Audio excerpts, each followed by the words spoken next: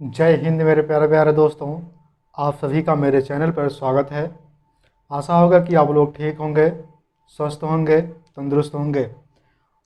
इसके पहले आपने भाग 1 भाग 2 में पढ़ा पाचन तंत्र के बारे में।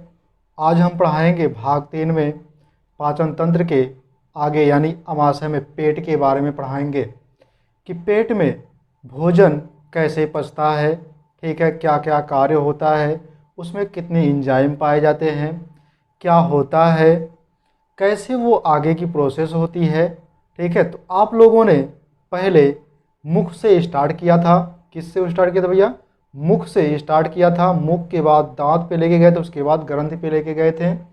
फिर आज हम चलते हैं ग्रास नली पर, उसके बाद चलते हैं अमाशय में। ठीक भैया, उसके पहले आप लोगों के लिए जो क्वेश्चन है उस क्वेश्चन को हल करेंगे। जो आप लोगों के भाग 1 और भाग 2 में क्वेश्चन पूछे गए थे उस क्वेश्चन को हम हल करेंगे। उसके पहले आप लोगों के लिए एक मोटिवेशन लेके आए हैं। कहते हैं जो आपको चैलेंज करती है, जो आपको चैलेंज करती है वही आपको चेंज करती है। मेरे प्यारे प्यारे रसगुल्लों, कल जो होगा वो सोचना छोड़ दो, बस मेहनत करके सब रिकॉर्ड तोड़ दो। मेरे रसगुल्लो, आइए पहले हम क्वेश्चन को सॉल्व करते हैं। पहला क्वेश्चन हमने ये दिया था कि सबसे मजबूत हड्डी कौन सी होती है। पहला क्वेश्चन हमने क्या दिया था मेरे रसगुल्लों? सबसे मजबूत हड्डी कौन सी होती है। तो सबसे मजबूत हड्डी अगर हम बात करें तो भैया जबड़े की होती है। कौन सी होती है मेरे रसगुल्लों? जबड़े की होती है। कौन सी होती है? जबड़े की होती है। कौन सी? जबड़े की। फिर अगर हम बात करें दूसरे वाले क्वेश्चन की, पूरे शरीर का सबसे कठोर पार्ट कौन सा होता है? पूरे शरीर का सबसे कठोर पार्ट कौन सा होता है? अगर हम बात करें पूरे शरीर का सबसे कठोर पार्ट कौन सा होता है तो बात करते हैं दांतों की जो ऊपरी वाली परत थी जिसका नाम था इनेमेल। क्या नाम था? इनेमेल। वह कौन सी होती है? इनेमेल होती है। फिर अगर हम बात करें दांतों का सबसे छोटा एरिया किसका होता है? दांतों का सबसे छोटा एरिया किसका होता है? अगर हम यह बात करते हैं तो दांतों का जो सबसे छोटा एरिया होता है वो इनामेल का होता है। किसका होता है भैया? इनामेल का होता है। दांतों का सबसे छोटा एरिया इनामेल होता है। इतना समझ में आ गया मेरे रसगुल्लों? अगर नहीं समझ में आया तो फिर से आप क्वेश्चन को बार बार पीछे करके देखते रहिएगा। फिर या इधर बात अगर हम करते हैं चौथे वाले क्वेश्चन की बात करें कि कौन सा तत्व है जिसके कारण दांतों का क्षय रोग होता है। हमने बताया था भैया डिस्ट्रॉय किसके कारण होता है, तो डिस्ट्रॉय जो होता है वो फ्लोरीन के कारण होता है, यानी यफ के किसके कारण होता है? फ्लोरीन के कारण होता है। फिर अगर हम बात करें मनुष्य के जीवन काल में, मेरे प्यारे प्यारे रसगुल्लों, मेरे प्यारे प्यारे नमूनों, ध्यान से देखिएगा कि मनुष्य के जीवन काल में कुल टोटल कितने? 52। कितने? 52 दांत उगते हैं।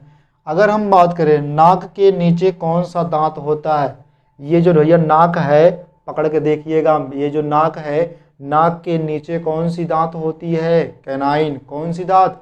कैनाइन, जो से आप क्या करते हैं? मांस मछली खाते हैं। फिर अगर हम बात करें मांसाहारी में कौन सा दांत लंबी होती है? मांसाहारी में कौन सी दांत लंबी होती है? कैनाइन। कौन सी दांत? कैनाइन। कौन सी दांत? कैनाइन। फिर कहा है अगला क्वेश्चन, बच्चों में कौन सा दांत नहीं पाया जाता? बच्चों में कौन सा दांत नहीं पाया जाता मेरे रसगुल्लों? अगर हम बात करते हैं बच्चों में कौन सा दांत नहीं पाया जाता तो बच्चों में हमने बताया था मेरे रसगुल्लों कि कुछ ऐसे दांत होते हैं जो नहीं पाया जाता, जैसे प्रीमोलर हो गया। कौन सा? प्रीमोलर, ये बीच वाला, यानी किसके बाद? प्रीमोलर यानी कि केनाइन के बाद वाला दांत। और थर्ड मोलर, कौन सा? Third molar. प्रीमोलर और थर्ड मोलर बच्चों में नहीं पाया जाता मेरे रसगुल्लों। फिर अगर हम बात करें मनुष्य में लार ग्रंथियों की संख्या कितनी होती है? 3 जोड़ी। कितनी होती है? 3 जोड़ी। ये भैया पूछा जाता है बोर्ड के एग्जाम में, मनुष्य में कितने लार ग्रंथियों की संख्या होती है? तो कितनी होती है? 3 जोड़ी। टोटल कितने? 6 होते हैं। फिर अगर हम बात करें मनुष्य में चवर्णक दांतों की संख्या कितनी होती है, मनुष्य में चवर्णक यानी मोलर दांतों की संख्या कितनी होती है, कितनी होती है? अगर हम बात करें 6 जोड़ी, कितनी?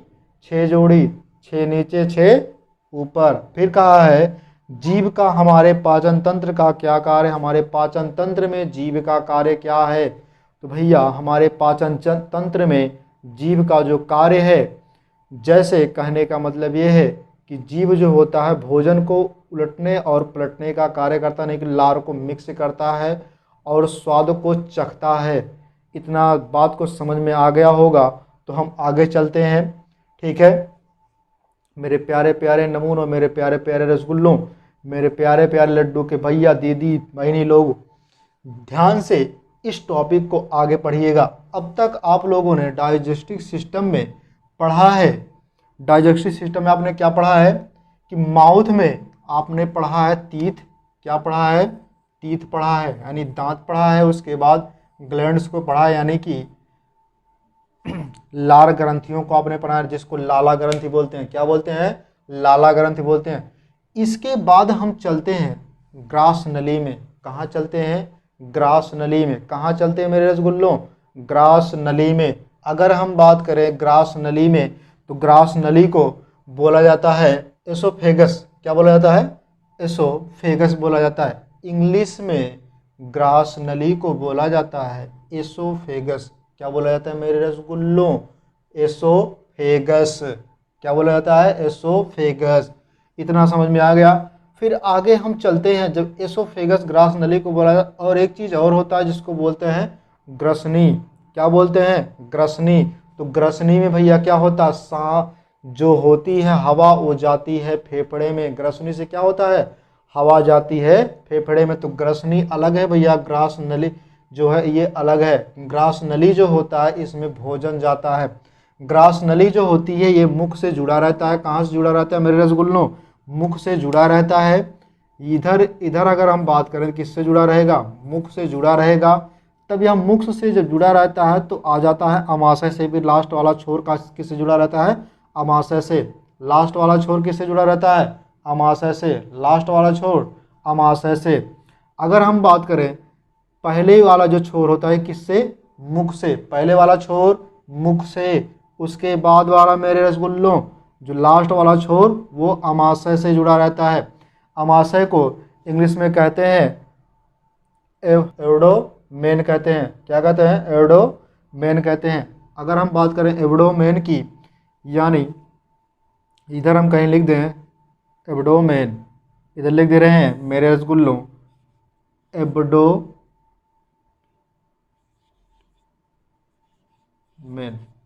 एब्डोमेन यानी अमाशय।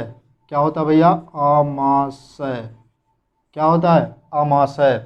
एब्डोमेन अमाशय। अगर हम इधर बात करेंगे भैया अमाशय के बाद, इसमें अमाशय में कई पार्ट होते हैं। पहले इसके पहले हम देख लेते हैं कौन सा? ग्रास नली देख लेते हैं। ग्रास नली जो होती है इसकी जो लंबाई होती है, क्या होती है मेरे रसगुल्लों? लंबाई जो होती है वो 15 सेंटीमीटर होती है। अब की बार मुकाबला टक्कर की होनी चाहिए मेरे रसगुल्लों। तोड़ देना फोड़ देना फिर देखा जाएगा। कितना सेंटीमीटर का होता है? 15 सेंटीमीटर का क्या होता है? ग्रास नली होती है। क्या होता है? ग्रास नली होती है यानी एसोफेगस होता है। क्या होता है? एसोफेगस होता है। क्या होता है मेरे रसगुल्लो? एसोफेगस की लंबाई कितनी होती है? 15 सेंटीमीटर।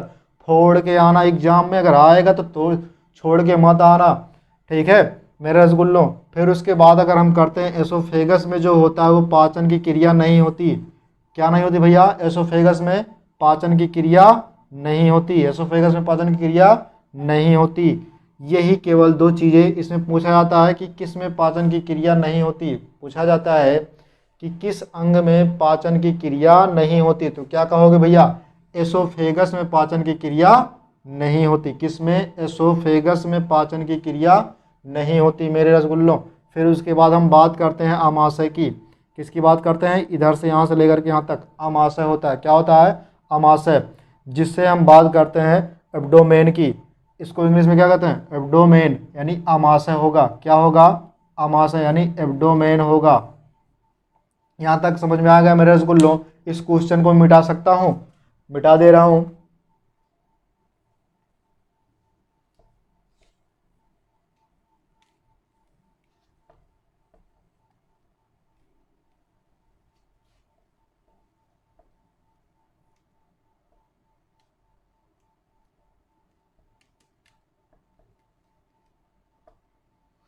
मेरे प्यारे प्यारे रसगुल्लों, इधर देखिएगा, जो होता है भैया अमाशय जो होता है, ठीक है, एब्डोमेन जो होता है, ठीक है, एब्डोमेन यानी अमाशय जो होता है, अगर हम इसकी बात करते हैं तो अमाशय में जो है ये 3 भागों में बटा होता है। अमाशय 3 भागों में बटा होता है। कितने भागों में? 3 भागों में बटा होता है। पहला आपका होता है, पहला जो भाग होता है कार्डियक बोलते हैं। इस वाले भाग को क्या बोलते हैं? कार्डियक। यानी जो ये वाला पार्ट है भैया, इस वाले पार्ट को क्या बोलते हैं? कार्डियक। ये इतने पार्ट को क्या बोलते हैं? कार्डियक बोलते हैं। क्या बोलते हैं मेरे प्यारे प्यारे रसगुल्लो? कार्डियक बोलते हैं। अब बात हम करते हैं इस कार्डियक में।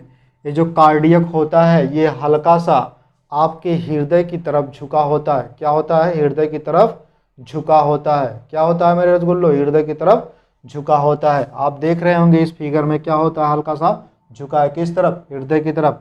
कार्डियक में जो होता है, ये जो कार्डियक में क्या, इसमें एक अम्ल पाया जाता है HCl, हाइड्रोक्लोरिक अम्ल पाया जाता है। क्या पाया जाता है?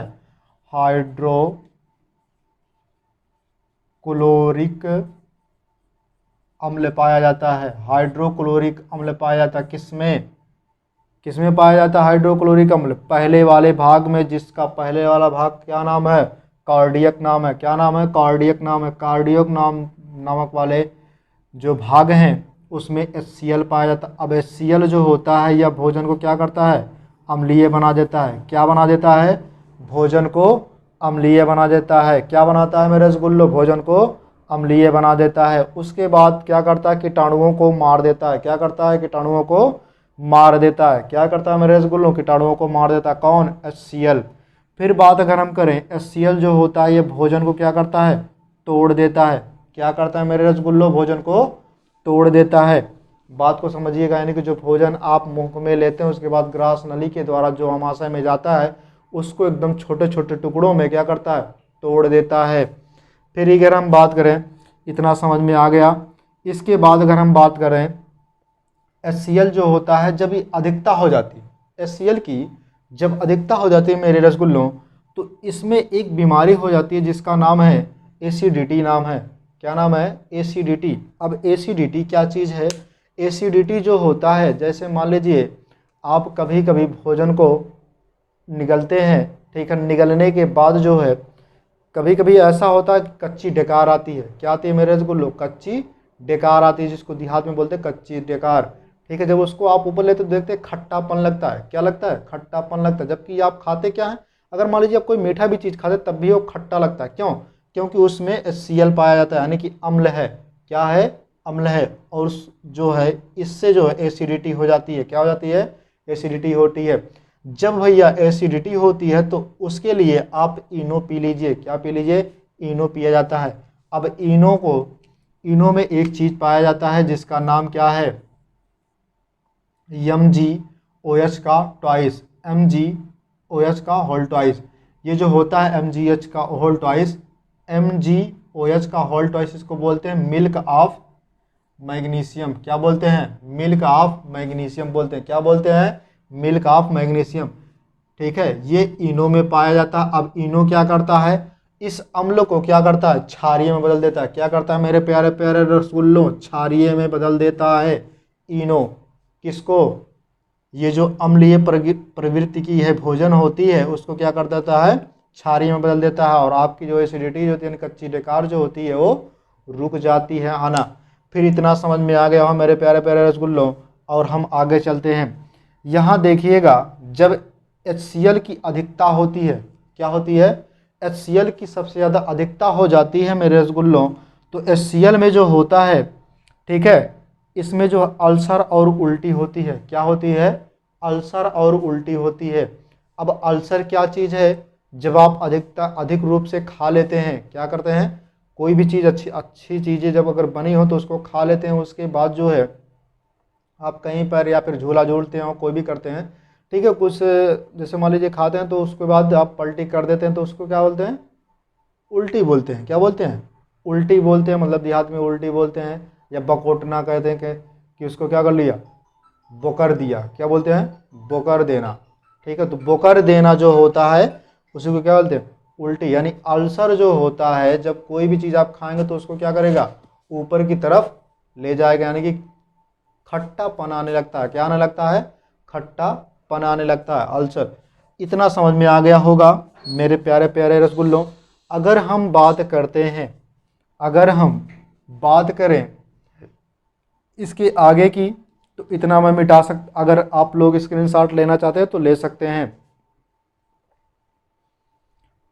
ठीक है मेरे प्यारे प्यारे रसगुल्लों, आप लोग स्क्रीनशॉट ले चुके होंगे। ठीक है, फिर हम बात करते हैं दूसरे वाले की। किसकी बात करते हैं? दूसरे वाले की।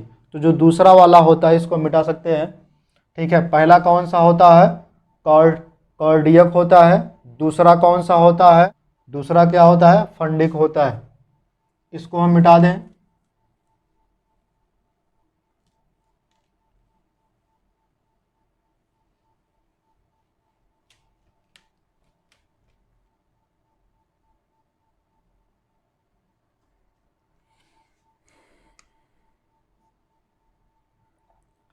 फिर अगर हम बात करें मेरे रसगुल्लो, अभी अभी हमने बताया कि वह क्या करता है? अम्लीय बना देता है। लेकिन आप खुद सोचिए, अगर वह अम्लीय बना देता है तो क्या कहने का मतलब यह है कि वो हल्की सी तीखापन, यानी कि अम्ल प्रवृत्ति क्या आती, जलने लगता है। जो गटई है भैया, जिसको क्या बोलते हैं? ग्रास नली जो होती है वो जलने लगता है, यानी कि नाक में क्या हो जाती है? जलन पैदा हो जाती है, कुछ ऐसा होता है अगर उल्टी आती है। तो मेरे प्यारे प्यारे रसगुल्लों, बात को समझिएगा। यहाँ जो होता है, इसके जो दीवार होते हैं, आमाशय की जो दीवार होती है, आमाशय की जो दीवारें होती हैं, उसमें अगर हम बात करते हैं तो आमाशय की दीवारों में जो है एक म्यूकस होता है। क्या होता है? आमाशय की दीवारों में क्या होता है? म्यूकस होता है। क्या होता है मेरे रसगुल्लों? म्यूकस होता है। अब म्यूकस क्या करता है? ये जो क्षारीय में बदल देता है। क्या करता है? क्षारीय में बदल देता है। म्यूकस जो होता है, यानी कहने का मतलब ये है कि म्यूकस यह जो है, जो एसिड होता है उससे रक्षा करता है। उसकी परत जो होती है आमाशय की, उससे क्या करता है? रक्षा करता है, ताकि कि जो अम्ल होते हैं वो आमाशय की दीवारों को काट ना दें। अगर भैया काट देंगे तो फिर बाद में दिक्कत होगा। ठीक है, अगर हम बात करते हैं दूसरे वाले की, किसकी बात करें हम? दूसरे वाले यानी कि बीच वाले भाग को, इसको एक तरह से पेट, इसको जो है पेट ही बोलते हैं। आमाशय को क्या बोलते हैं? पेट बोलते हैं। ठीक भैया, ये इधर होता है पेट जो होता है। क्या होता है? ये पेट होता है। अगर पेट की हम बात करते हैं, यहाँ ध्यान से सुनिएगा, तो ये जो होते हैं दूसरे वाले, इसको क्या बोलते हैं? फंडिक बोलते हैं। क्या बोलते हैं मेरे प्यारे प्यारे रसगुल्लों? फंडिक बोलते हैं। जो फंडिक होता है ये सबसे बड़ा भाग होता है। ये क्या होता है? आमाशय का सबसे बड़ा भाग कौन सा होता है? फंडिक होता है। कौन सा होता है? फंडिक होता है। और इधर हम अगर बात करें, ये जो अंगुली नुमा संरचना यानी कि कांटेदार जो संरचना है, इसको क्या बोलते हैं? क्या बोलते हैं इसको? जो ये अंगुली नुमा संरचना है, ये इधर देख रहे हैं अंगुली नुमा जो संरचना है मेरे प्यारे प्यारे रसगुल्लों, मेरे प्यारे प्यारे नमूनों, मेरे प्यारे प्यारे देशभक्तों, अगर आप इस बात को समझिएगा तो जो होते हैं भैया, इसे हम कहते हैं रूजी कहते हैं। क्या कहते हैं? रूजी। क्या बोलते हैं? रूजी। क्या बोलते हैं मेरे प्यारे प्यारे रसगुल्लों? रूजी बोलते हैं। ये जो रूजी होता है भैया, इसमें जो भोजन होता है वो 4 घंटे के लिए क्या करता है? रुकता है। क्या करता है? 4 घंटे के लिए रुकता है। यहाँ से एक क्वेश्चन बनता है कि भोजन जो सबसे लंबे समय तक कहाँ रुकता है? तो कहाँ रुकेगा भैया? रूजी में रुकेगा। कहाँ रुकेगा? रूजी में रुकेगा। ये जो होता है, यानी कि तीसरे वाले बीच वाले पार्ट में रुकेगा। जो बीच वाला पार्ट होता है उसे क्या कहते हैं? फंडिक बोलते हैं। क्या बोलते हैं? फंडिक बोलते हैं। ये जो कांटे नुमा संरचना, इसको क्या बोलते हैं? रूजी बोलते हैं। क्या बोलते हैं? रूजी बोलते हैं। अब यहाँ ध्यान से समझिएगा मेरे प्यारे प्यारे नमूनों, ये जो कांटे नुमा होती है, ठीक है, रूजी, ये जो कभी कभी कुछ लोग ऐसे होते हैं जो सोमवार हो गया, दुर्गा माई हो गई, या फिर कोई भी चीज़ हो गया, इन सबको जो अगर जो व्रत रखते हैं, ठीक है, अगर कहने का मतलब ये समझें तो जो व्रत रखते हैं, ठीक है, वो जब कुछ टाइम तक खाना नहीं खाते हैं तो कुछ देर बाद कहते हैं मेरा पेट दर्द कर रहा है। लेकिन उनको ये नहीं पता होता मेरे प्यारे प्यारे रसगुल्लों कि पेट नहीं दर्द कर रहा है, वो जो होता है रोजी जो होता है क्या करता है, रोजी वो खड़ा हो जाता है। जब वो भोजन नहीं पाता है तो क्या हो जाता है, रोजी ये खड़ा हो जाता है। यानी कि जब ये खड़ा हो जाएगा तो पेट में चुभेगा। क्या होगा मेरे प्यारे प्यारे रसगुल्लो, पेट में चुभेगा। तो कहेंगे मेरा पेट दर्द कर रहा है, यानी पेट को पकड़ेंगे कि पेट में चुभन हो रही है। तो भैया कुछ नहीं होता है, तो दवा ववा खाते हैं, इसके लिए कुछ नहीं है, कोई दिक्कत नहीं है। आप जो जा करके भोजन खा लीजिए, यानी कि भोजन कर लीजिए। जब भोजन आप कर लेंगे तो आप में जो है रूजी जो होगा वो गड़ेगा नहीं मेरे प्यारे प्यारे रसगुल्लों। फिर इतना समझ में आ गया। फिर उसके बाद चलते हैं तीसरे वाले पे। किस पे चलते हैं, तीसरे वाले पे। तीसरे वाले को जो बोलते हैं वो पाइलोरिक बोलते हैं। क्या बोलते हैं, पाइलोरिक बोलते हैं। अगर हम तीसरे वाले की बात करें तो इसे बोलते हैं पाइलोरिक बोलते हैं। क्या बोलते हैं, पाइलोरिक बोलते हैं। इसमें जो होता है भैया, इसमें पाइलोरिक में इसमें जो है कुछ ग्रंथ भी पाए जाते हैं। क्या पाए जाते हैं मेरे प्यारे प्यारे रसगुल्लों, ग्रंथ, यानी कि जठर ग्रंथियां भी इसी में पाई जाती हैं पाइलोरिक में। यानी तीसरे वाले पार्ट में क्या हो जाती हैं, जठर ग्रंथियां पाई जाती हैं। बात को समझिएगा मेरे प्यारे प्यारे रसगुल्लों, ये जो जठर ग्रंथियां होती हैं जिसको क्या बोलते हैं, ग्लास्ट्रिक ग्लास बोलते हैं। यानी अगर हम इसकी बात करें तो जठर रस, यानी कि जूस बोलते हैं। क्या बोलते हैं, ग्लास्ट्रिक जूस बोलते हैं। ग्लास्ट्रिक जूस जो होता है यानी कि जठर रस इसमें भी पाया जाता है। किसमें, जठर ग्रंथ से जठर रस निकलते हैं। क्या निकलते हैं, जठर ग्रंथ से जठर रस निकलते हैं। अब ये जठर ग्रंथि कौन है, तो बात अगर हम करें यहाँ पे, ये जो होते हैं ये से गोले गोले नुमा जो संरचना होते हैं इसी को कहते हैं जठर ग्रंथि कहते हैं। क्या कहते हैं मेरे प्यारे प्यारे रसगुल्लों, जठर ग्रंथि कहते हैं। इनकी जठर रस इसी से निकलते हैं। फिर अगर हम बात करें यहाँ पे जो है, इसमें जो है दो इंजाइम पाए जाते हैं। क्या पाए जाते हैं, जो इंजाइम पाए जाते हैं। पहला हो जाता है पेप्सिन हो जाता है, पहला एंजाइम पेप्सिन हो जाता है, जो प्रोटीन का क्या करता है, पाचन करता है मेरे प्यारे प्यारे रसगुल्लों। किसका पाचन करता है, पेप्सिन प्रोटीन का पाचन करता है। फिर आता है रेनिन। क्या हो जाता है, रेनिन जो होता है उस दूसरा वाला क्या एंजाइम है, पहला वाला पेप्सिन, दूसरा वाला रेनिन। ये जो होता है ये दूध को, ठीक है, दही बनाता है। क्या करता है, दूध को दही बनाता है। जैसे आप लोगों ने देखा होगा जो छोटे बच्चे होते हैं, क्या होते हैं मेरे प्यारे प्यारे रसगुल्लों, जो छोटे बच्चे होते हैं वो जब कुछ अधिकता में दूध पी लेते हैं, ठीक है, पीते क्या है, दूध, लेकिन निकलता क्या है, दही। पीते क्या है, दूध, निकलता क्या है, दही। तो भैया ये जो रेनिन होता है, ठीक है, यही दूध जो है दूध को दही में बदलने का कार्य करता है। जब कभी भी आप जो है मतलब जो बूढ़े लोग होते हैं उनको दूध नहीं दिया जाता, क्योंकि उनमें जो दूध ये जो होती हैं जो अंग होते हैं थोड़ा थोड़ा काम करना बंद कर देते हैं, हल्के फुल्के कार्य करते हैं। तो उनको दूध ना देकर के डायरेक्ट आप उनसे कहा जाता कि दादाजी आप जो है दही खाइए, केवल दूध मत खाइए, आप दही खाइए तो आप में सही होगा। यानी कि दूध से ज़्यादा महंगा कौन मिलता है, दही मिलता है मेरे प्यारे प्यारे रसगुल्लों। अगर हम बात करते हैं, इतना समझ में आएगा, जो छोटे बच्चे हो जो होते हैं वो क्या करते हैं, दूध पीते हैं और क्या करते हैं, दही को निकाल देते हैं।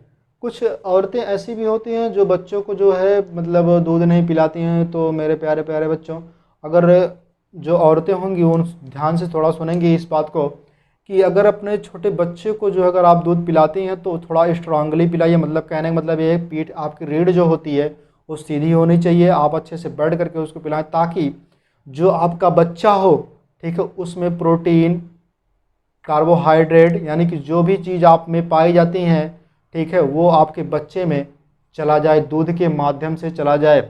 नहीं तो आप अगर कभी ट्रेन में बैठे हैं या फिर बस में सफ़र कर रहे हैं या फिर कहीं पे मतलब आलू छिल रही हैं, अगर कोई भी चीज़ आप कर रही हैं तो उसमें अगर आप दूध पिलाते हैं तो बच्चे में जो है प्रोटीन वगैरह सही से पहुंच नहीं पाता है।